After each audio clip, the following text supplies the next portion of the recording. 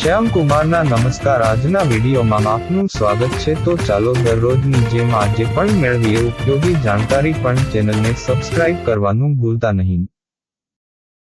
દરેક ભારતીય ઘરમાં દિવસની શરૂઆત ચા કે કોફીથી થાય છે.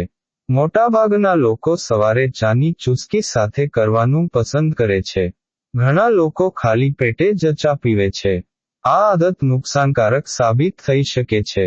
સવારે ખાલી પેટે ચા પીવાથી શરીરમાં ઘણી સમસ્યાઓ થઈ શકે છે.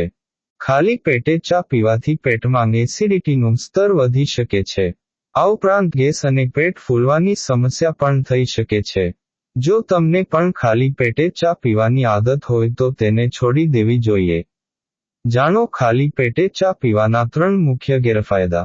સવારે ખાલી પેટે તમે તો ચા નથી પીતા ને?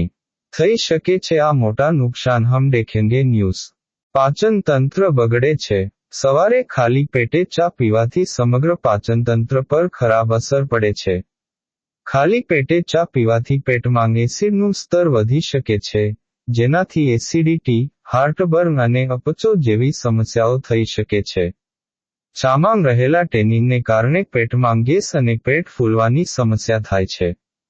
ડિહાઇડ્રેશન થઈ શકે. ડિહાઇડ્રેશન એ શરીર માટે ખૂબ જ ખરાબ સ્થિતિ છે. આ સ્થિતિમાં શરીરમાં પાણીનું પ્રમાણ ખૂબ જ ઘટી જાય છે. ઘણી વખત ગંભીર પરિણામો જોવા મળે છે. ચાની અસર ખાલી પેટ પર વધુ મજબૂત હોઈ શકે છે.